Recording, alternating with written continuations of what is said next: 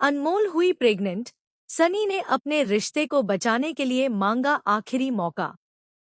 हीर से सलाह मांगने पहुंची अनमोल, लेकिन नवाब की एक बात ने हीर का दिल बुरी तरह तोड़ दिया। क्या अब हीर हमेशा के लिए नवाब से दूर हो जाएगी? जी हाँ दोस्तों, टू जूलियट जट दी के अपकमिंग ट्रैक में इस बार इमोशन, फैमिली ड्रामा, प्यार, तकरार और रिश्तों की सबसे बड़ी परीक्षा देखने को मिलने वाली है।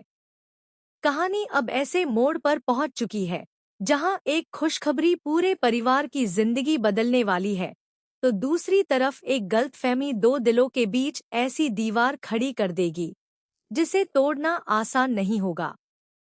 एपिसोड की शुरुआत होती है जब अनमोल अचानक सभी के सामने चक्कर खाकर गिर पड़ती है।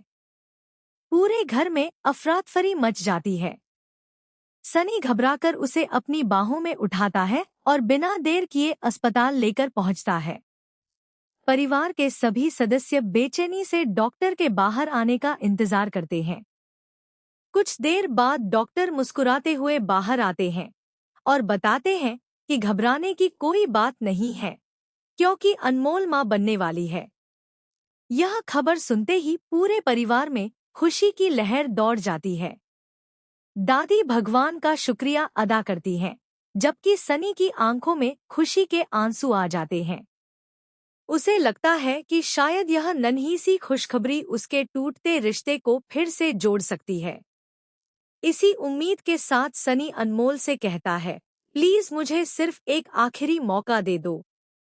मैं अपनी सारी गलतियां सुधार दूंगा। मैं वही इंसान बनकर दिखाऊंगा जिस पर तुम्हें हमेशा गर्व हो। लेकिन अनमोल के दिल में अभी भी पुराने जख्म ताजा हैं। वह जानती है कि एक माफी हर दर्द नहीं मिटा सकती, इसलिए वह कोई जल्दबाजी में फैसला नहीं लेना चाहती। उसे समझ नहीं आता कि अपने दिल की सुने या अपने आने वाले बच्चे के भविष्य के बारे में सोचे। इसी उलझन में वह हीर के पास जाती है और उससे पूछती है, अगर तुम मेरी जगह होती तो क्या करती? क्या एक इंसान को उसकी गलतियों के बाद दूसरा मौका देना चाहिए? दादी की यह बात सुनकर पूरे घर में सन्नाटा छा जाता है। लेकिन इस बार अनमोल चुप नहीं रहती। वह दादी को जवाब देते हुए कहती है, हीर मेरे लिए नौकरानी नहीं है। वह मेरी छोटी बहन जैसी है। जब मेरे अपने लोगों ने मेरा साथ छोड़ दिया था, तब सिर्फ हीर मेरे साथ खड़ी थी। रिश्ते खून से नहीं, भरोसे और अपनापन से बनते हैं। अनमोल की यह बात सुनकर दादी कुछ पल के लिए बिल्कुल शांत हो जाती हैं।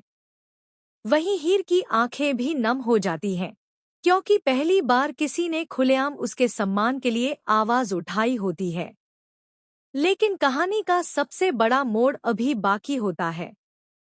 दादी बाद में नवाब से अकेले में सवाल करती हैं, सच सच बता, क्या तेरे और हीर के बीच कुछ चल रहा है? नवाब कुछ पल चुप रहता है। उसके चेहरे पर साफ दिखाई देता है कि वह अपने दिल की बात छिपा रहा है। लेकिन परिवार के डर और हालात को देखते हुए वह सिर्फ इतना कह देता है, हीर मेरी बहुत अच्छी दोस्त है, बस। यहीं से पूरी कहानी पलट जाती है। दरअसल हीर यह पूरी बातचीत छिपकर सुन रही होती है।